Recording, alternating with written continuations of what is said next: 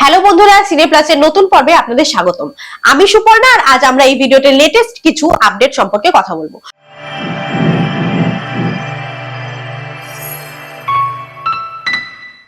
তো প্রথম আপডেটটি স্পিরিট ছবি সম্পর্কে। এই ছবিটি পরিচালনা করছেন সন্দীপ রেড্ডি বাঙ্গা।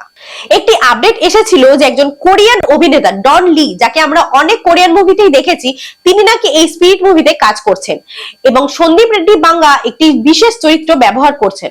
তবে এগুলো সবই রুমার বা শোনা কথা ছিল, কিন্তু এখন ডন লি প্রভাসের একটি পোস্টার তার সোশ্যাল মিডিয়া প্ল্যাটফর্মে শেয়ার করেন এবং তাতে থামস আপ সাইন দেন, যেটা থেকে এটা কনফার্ম হওয়া যেতেই পারে যে তারা একসাথে কাজ করছে।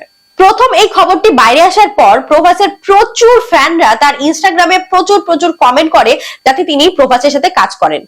এরপর তিনি কার সাথে কাজ করছেন, তার ফ্যান ফলোয়ার কত, তার ফিল্মগ্রাফি কেমন, এই সবকিছু যাচাই করেই প্রভাসের ছবি তার স্টোরিতে দেন। সন্দীপ রেড্ডি বাঙ্গা অনেক ভেবেচিন্তে সিনেমা বানান, মানুষকে হতবাক করার প্রবণতা রয়েছে তার উপস্থাপনা, বিষয়বস্তু, চরিত্র খুবই ভালো। সেই জন্য তার বানানো ছবিগুলির চরিত্ররা মানুষের মনে দাগ কেটে যায়, সেটা কবির সিং বা অর্জুন রেড্ডি হোক না কেন। কাস্টিং এর ক্ষেত্রে তিনি এমন ভাবে কাস্টিং করে যা মানুষের ভিতর উত্তেজনা জাগাবে। অনেক পরিচালকই হলিউড অভিনেতাদের ভারতীয় সিনেমায় কাস্ট করতে চান, কিন্তু হলিউড অভিনেতাদের দাম অনেক বেশি আর এর প্রভাব পড়বে সিনেমার বাজেটে, তার হয়ে ওঠে না। কিন্তু সন্দীপ রেড্ডি বাঙ্গা খুব ভালো করে জানেন বর্তমান সময়ে ভারতের মানুষ কোরিয়ান সিরিজ খুব বেশি করে দেখছেন। এছাড়াও রয়েছে স্কুইড গেম, যা খুবই জনপ্রিয়, আর প্যারাডাইজ মুভিটাও খুব জনপ্রিয়। অনেক মানুষই এগুলো পছন্দ করেন, আর এগুলো হিন্দি ডাবিড হওয়ায় মানুষের কোনো সমস্যাই হয় না বুঝতে।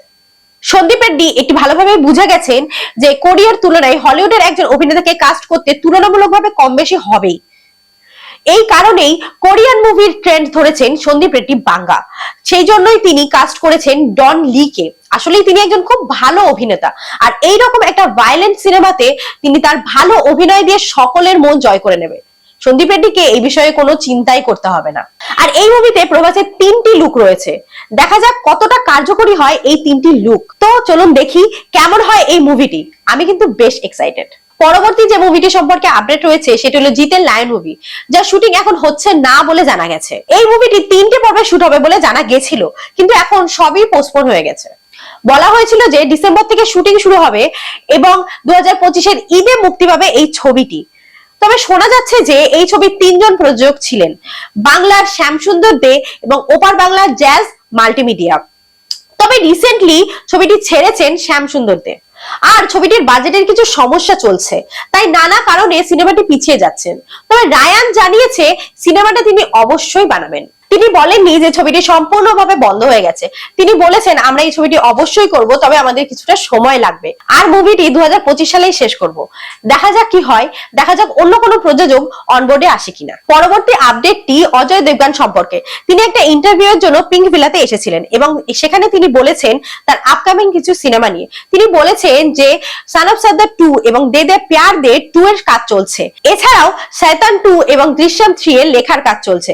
তিনি আরো বলেছেন যে ধামাল 4 এর কাজ চলছে এবং রোহিত শেট্টি এটি নিশ্চিত করেছেন যে গোলমাল 5 এর কাজ তিনি শুরু করবেন।